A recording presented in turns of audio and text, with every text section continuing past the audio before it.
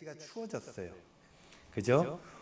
내일까지 추워질 것 같아요. 추운 채로 갈 것 같아요. 보온에 신경 쓰시고 각별히 건강 잘 챙길 수 있기를 우리 주님의 이름으로 축원드립니다. 오늘 말씀의 제목은요. 시작. 우리가 요즘 중보기도 얘기하고 있습니다. 왜 그럴까요? 모이는 교회, 흩어지는 교회. 모이는 거는 열심히 지금 모이고 있잖아요. 그죠? 오늘 좀 추워서 좀 들어오기도 했는데, 흩어지는 교회, 그 중에 보면은 우리가 흩어지는 교회는 외부로의 관심을 이야기하는 거잖아요. 우리 말고, 나 말고, 우리 가족 말고, 외부, 나하고 직접적인 이익에 영광하게 없는 사람들, 그런 사람들 마음에 품고 기도하는 거 한번 해보자. 그걸 통해서 우리도 변화하고 그들의 삶도 하나님 앞에 유익하게 되는 결과를 우리가 한번 기대해보자 해서 153 151 뭐예요? 하루에 5명을 하루 3번 기도하고 있습니까? 조금 힘이 빠지네. 이름을 다섯 명의 이름을 부르는데 얼마나 걸릴까요? 5초도 안 걸려요. 제가 이렇게 기도하면서 해보니까 5초는 뭐야? 처음에는 이름을 하나하나 또박또박 하다가 나중에는 쑥쑥쑥 지나가요. 그래서 2초면 됩니다. 2초. 근데 그게 중요합니다. 그 사람 2초 동안 그 사람 마음에 품었는 것, 이게 삶을 변화시킨다. 그래서 우리가 그들을 위해서 기도해보자. 이게 원래 그래야 되는 겁니다. 크리스찬은 원래 그러는 거예요. 나만 위해 사는 게 아니에요. 이웃을 위해 살아야 돼요. 이게 예수 그리스도의 제자입니다. 그렇게 해야 되는데 우리가 이 중보 기도에 대해서 유익함은 나에게 없는가에 대한 말씀 오늘 나누어 보려고 합니다. 중보 기도, 대신 간구하는 거라 그랬잖아요. 타인을 위해서 내가 하나님 앞에 대신 나아가서 하나님께 기도하는 것, 하나님께서 나의 기도를 통해서 그들의 삶을 변화시키는 것, 그것을 기대하며 하나님 앞에 기도하는 게 중보기도다 그랬습니다. 그런데 왜 타인을 위해서 기도해야 되는가? 이렇게 물었을 때 우리는 질문들에 대한 이 답을 다 알고 있죠. 왜 중보기도해야 됩니까? 제가 여기서 중보기도해야 됩니다 그렇게 선포를 하면 여러분들 목사님 그거 아닙니다, 성경적이지 않습니다 라고 얘기하는 사람 한 명도 없어요. 왜냐? 해야 되는 줄 알기 때문이에요. 왜 해야 됩니까? 성경 말씀이에요. 디모데전서 2장 1절 지난주 말씀 나누었잖아요. 이거 중보, 도고 해야 되는 거예요. 두 번째, 왜 해야 됩니까? 이건 살리는 일이에요. 지난주 말씀 아브라함 기도 말씀 들었잖아요. 아브라함의 기도가 있고 그들에게 의인 10명만 있었으면 다 살았습니다. 이 기도는 살리는 일이기 때문에 우리는 예수 그리스도의 생명 살림의 역사 가운데 동참해야 되는 거예요. 왜 기도해야 됩니까? 예수님의 제자니까. 예수님 그렇게 했으니까 우리도 그렇게 해야 된다라는 거예요. 뿐만 아니라 예수님은 생명 살림의 역사를 위해서 자기의 목숨까지 내놓으신 분 아닙니까? 뿐만 아니라 이 중보 기도의 가장 좋은 모델은 예수 그리스도입니다. 요한복음 17장 말씀 쭉 읽어보세요. 대제사장적 기도. 저들의 죄를 위해서 예수님 대신 기도하는 거예요. 하나님 앞에. 그렇기 때문에 우리는 중보 기도해야 됨에 한치의 문제도 없다. 해야 됨을 의심할 필요도 없다라는 겁니다. 그런데 해야 되는 거 다 알겠다 이거예요. 이 당위, 이것이 우리의 삶을 변화시키는가? 물론 그런 사람도 있어요. 이건 내가 해야 되는 일이구나 하고 하는 훌륭한 사람들도 있으나 모든 범인들, 보통 사람들은 어떻게 하느냐? 해야 되는 줄 아는데 잘 안 돼요. 나는 한 번도 안 빠뜨리고 하루 3번씩 기도했다. 손 들어보세요. 그러면 여기 다 들겠습니까? 해야 되는 줄 아는데 그게 안 되는 경우들도 많다라는 것입니다. 쉽지 않아요. 주일 성수해야 됩니다. 아멘 해놓고 빠질 때가 많다는 거예요. 기도해야 됩니다. 전도해야 됩니다 하면 다 합니까? 안 되는 경우들이 많다는 거예요. 당위를 통해서 사역을 감당하지 못한다라는 거예요. 그래서 하나님 어떻게 하면 좋습니까? 해야 되는 줄은 알고 서로 다 동의는 했으나 이게 어렵습니다. 하나님 뭐 하나 팁을 더 주십시오. 기도하는 중에 제가 이 말씀을 준비하게 됐어요. 중보 기도의 유익. 중보 기도하는 사람에게도 유익이 있다라는 거예요. 기도하는 중에 오늘 본문 말씀을 받게 되었습니다. 욥기 42장. 나에게도 유익이 있어야 동인, 움직일 수 있는 에너지가 생기는 거 아니겠어요? 그래서 찾다가 보니까 욥기 42장에 이런 말씀이 있더라고요. 욥기는 42장까지 있잖아요. 42장은 마지막 부분입니다.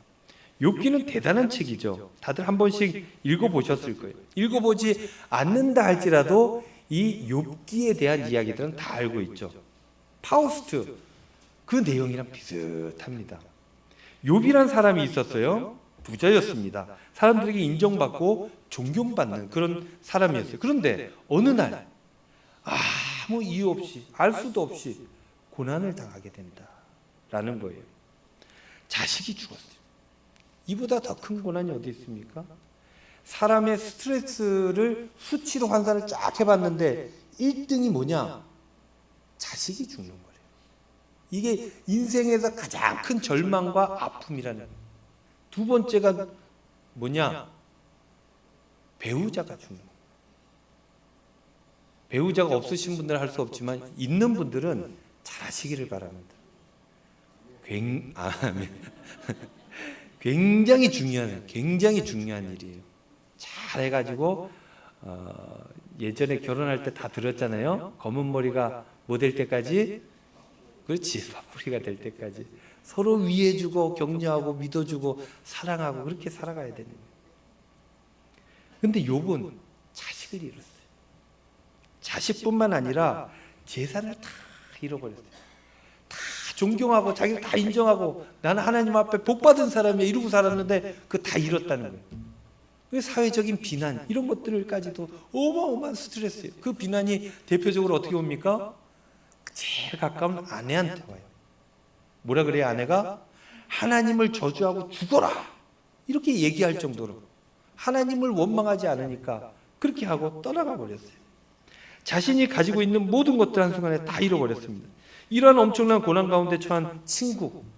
근데 친구는 있었어요. 그 친구를 위로하기 위해 3명의 친구가 찾아오죠. 욥의 친구가 찾아와서 쳐다보니 엉망진창이거든요. 그래서 아무 말도 못하고 내내 앉아서 울기만 했다는 거예요. 그렇게 울다가 이제 마음을 좀 정리하고 이런저런 얘기를 하기 시작해요. 이게 욥기의 내용 분량의 한 80% 이상을 차지합니다.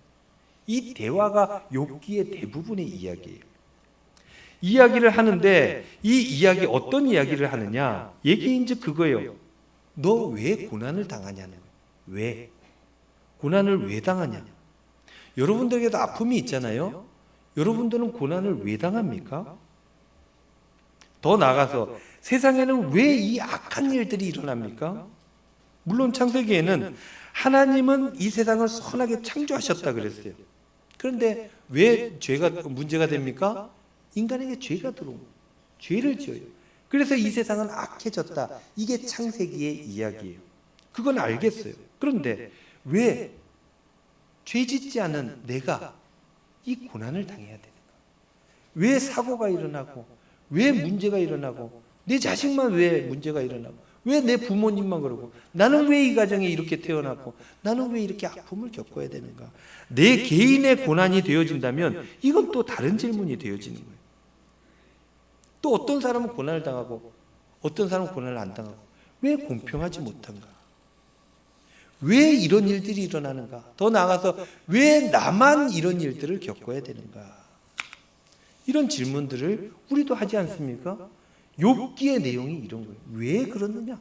친구들이 물어요. 왜 욥 네가 잘 살다가 왜 갑자기 그렇게 되느냐?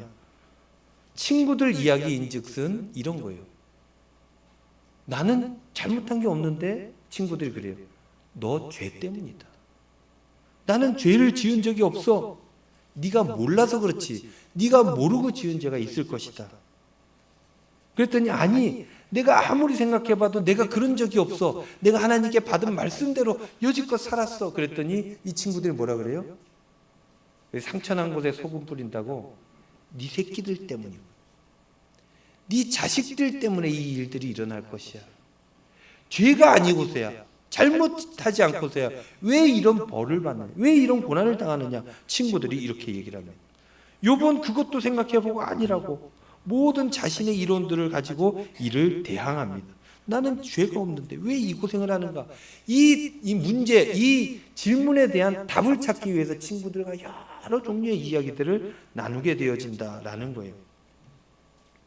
그러다가 이 이야기가 지지부진, 이게 여기에서 이제 욥기를 읽다가 이제 실패하게 되는 건데, 이 이야기가 지지부진하게 계속 이어지다가 이제 40장 이렇게 쫙 넘어가면 이제 결론 부분은 나오게 되는데, 마지막에 누가 등장하느냐? 하나님께서 직접 등장하십니다. 등장하셔서 그렇게 얘기를 하세요. 욥한테 얘기인즉슨 이거예요. 네가 뭘 알 수 있는데? 이렇게 물어봅니다. 내가 이 세상을 창조할 때 너 어디 있었느냐? 보았느냐? 네가 뭘 알고 있느냐? 네가 뭘 안다고 왜? 라고 하는 질문의 답을 네가 하려고 하느냐? 그 이야기를 해요. 네가 설명할 수 있느냐?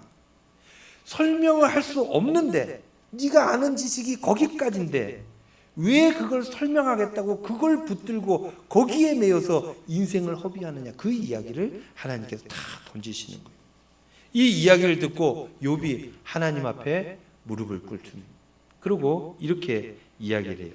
욥기 42장 3절 6절. 요거 세 번역입니다. 세 번역은 조금 이해하기가 편해서 세 번역을 가져와 봤어요. 이렇게 얘기하죠. 욥이 하는 얘기예요. 잘 알지도 못하면서 감히 주님의 뜻을 흐려놓으려 한 자가 바로 저입니다. 깨닫지도 못하면서 함부로 말을 하였습니다. 제가 알기에는 너무나 신기한 일들이었습니다. 주님께서 말씀하셨습니다. 들어라, 내가 말하겠다. 내가 물을 터이니 내게 대답하여라 하셨습니다. 주님이 어떤 분이시라는 것을 지금까지는 제 귀로만 들었습니다. 그러나 이제는 제가 제 눈으로 주님을 뵙습니다. 그러므로 저는 제 주장을 거두어 드리고 티끌과 잿더미 위에 앉아서 회개합니다. 이런 말씀을 해요. 나는 죄가 없는데, 근데 하나님을 딱 만나는 순간 알게 되는 거예요. 태어날 때부터 죄인이었구나. 내 인생 제로 베이스, 이게 나 근본이구나 라고 하는 걸, 그러니 이 모든 것들이 은혜였구나 라는 것들을 깨닫게 되는 거예요. 왜 나에게 왜 이런 문제가, 이러고 원망하고 다투고 불평하고, 이게 다 헛것이었구나, 잘못된 일이구나 라고 생각하며 티끌과 잿더미 위에 앉아서 회개합니다 이러면서 하나님 앞에 용서를 구하게 되죠. 이 회개가 있고 난 이후에 갑자기 그 반전이 쫙 되어져. 갑자기 욥기가 다 끝이 납니다. 하나님께서 욥의 삶을 회복시켜 주셨어요. 그 내용이 바로 오늘 우리가 읽었던 말씀입니다. 10절 말씀. 욥이 그의 친구들을 위하여 기도할 때, 그 앞부분에 보면 어떤 말씀이 나오냐면, 하나님께서 욥의 친구들도 혼내주세요. 니네들 왜 욥이 니네들보다 죄 지은 게 뭐가 있느냐? 왜 그렇게 비난하고 혼을 냈느냐? 왜 죄 지었다고 그렇게 자꾸 아픈데 소금을 뿌렸냐? 이러고 혼을 내세요. 그리고 회개하라 그래서 친구들도 회개합니다. 근데 그 이후에 나올 말씀이 오늘 본문 말씀인데, 욥이 그의 친구들을 위하여, 자기 아픈데 소금 뿌린 친구들, 그 친구들, 나를 더 아프게 했던 그 친구들을 위하여 뭐 할 때? 기도할 때 어떻게 되었느냐? 여호와께서 욥의 곤경을 돌이키시고 여호와께서 욥에게 이전 모든 소요보다 갑절이나 주신지라. 이렇게 성경은 기록하고 있어요. 언제 어떠할 때 하나님께서 욥의 곤경을 돌이키셨어요? 기도할 때. 어떤 기도예요? 친구를 위해서 기도할 때. 바꾸어 얘기하면 뭡니까? 중보 기도할 때. 중보 기도할 때, 그때 하나님께서 회복시켜 주셨다라는 겁니다. 누구를? 중보 기도하는 욥을 회복시켜 주셨다. 여기에서 보니까 욥이 누굴 위해 기도했어요? 친구들을 위해서 기도했으면 친구들을 회복시켜 주셨다 이렇게 나올 것 같은데 친구들에 대한 얘기는 거기에서 나오지 않습니다. 기도하는 욥, 타인을 위해서 기도하는 욥 그 사람을 회복시켰다. 성경은 그렇게 기록하고 있는 거예요. 그 회복이 또 어떻게 나타나느냐? 욥기 42장 11절 말씀. 이에 그의 모든 형제와 자매와 이전에 알던 이들이 다 와서 그의 집에서 그와 함께 음식을 먹고 여호와께서 그에게 내리신 모든 재앙에 관하여 그를 위하여 슬퍼하며 위로하고 각각 캐시타 하나씩 금고리 하나씩을 주었다라 그랬어요. 저게 죄를 지어가지고 망했구나. 그럼 어떻게 돼요? 있던 사람도 다 사라져요. 근데 하나님께서 그 관계들을 회복시켜 주십니다. 뭐 할 때? 타인을 위해서 중보기도할 때. CV 성경이라는 영어 미국의 초등학생들이 보는 성경책이 있어요. 그 성경책을 찾아봤더니 기도할 때가 아니라 기도한 후에 after라는 단어를 썼어요. 그래서 원어 성경은 어떻게 썼나 봤더니 그것도 기도한 후에 이렇게 번역을 써져 있더라고요. 그러니까 기도와 이 중보 기도와 회복이라고 하는 것은 직접적인 연관 상태가 있다. 할 때 그랬든 하고 난 이후에 그랬든 어쨌든 연관관계가 있다라는 것들을 우리가 알 수 있게 되는데 기도한 후에 관계들이 회복되어지는 거예요. 떠나갔던 사람들이 다 찾아오는 거예요. 여기서 캐시타 그런데 우리나라 원, 미국의 달러 이런 겁니다. 그들 돈 환산하는 거죠. 돈도 우리가 그랬잖아요. 그 장례 치르면 어떻게 해요? 가서 위로해주고 밥 먹고 하면서 뭐예요?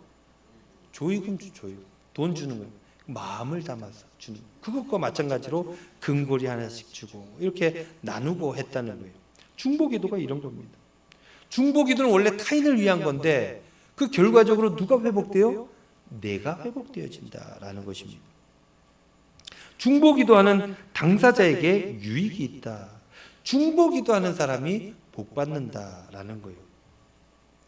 그런데 그런 얘기들 하죠. 목사님, 제 코가 석잔데 내 새끼 문제가 더 힘들고 문제인데 어느 세월에 어느 마음의 여유가 있다고 남을 위해서 기도합니까? 나 살기도 바쁘고 나도 아프고 나도 힘들고 나도 돈이 없는데 누굴 위해서 합니까? 숨이 턱턱 막히는데 남을 위한 시간이 어디 있습니까?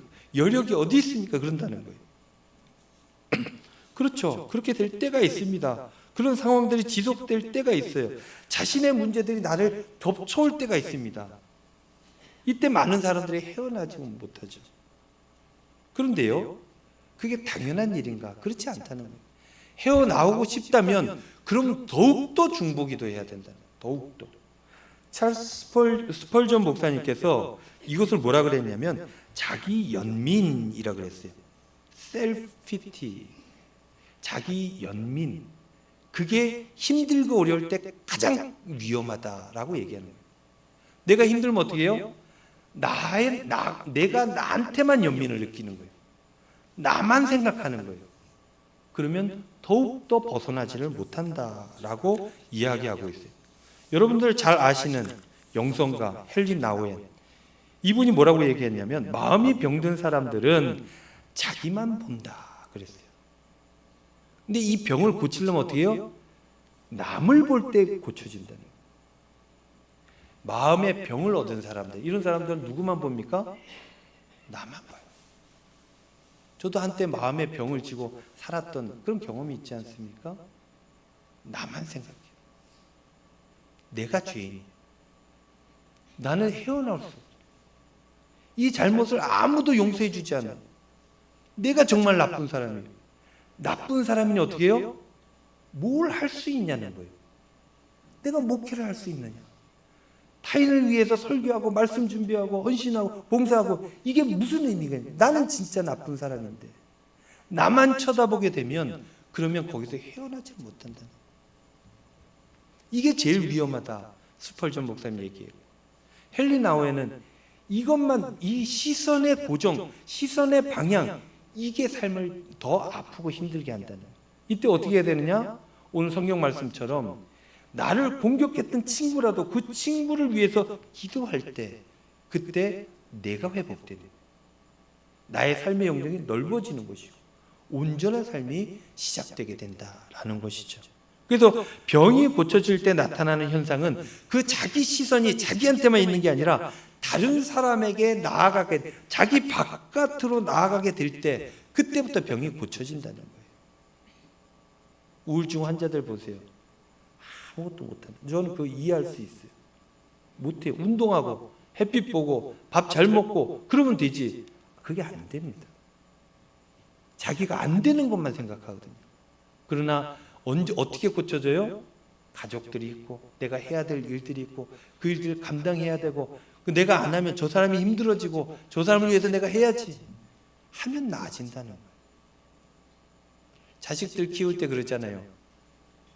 부모가 자식을 지켜주잖아요.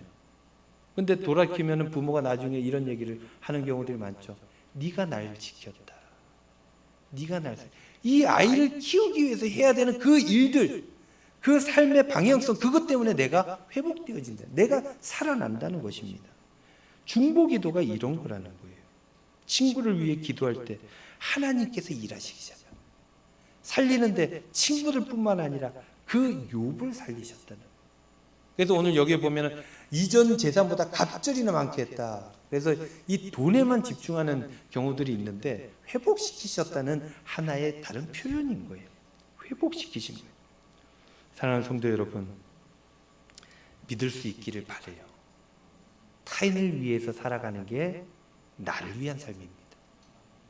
타인을 위해서 주님 주신 그 명령대로 이웃들을 섬기며 살아갈 때 내가 살고 그 삶의 모습이 바로 천국으로 이어지게 돼, 영생하도록 이어진다라는 것입니다.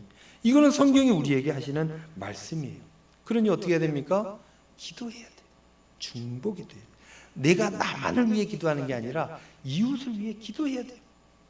주님의 몸된 교회를 위해 기도해야 돼요. 내 직장을 위해서 기도해야 돼요. 내 친지들 위해서 기도해야 돼요. 왜요?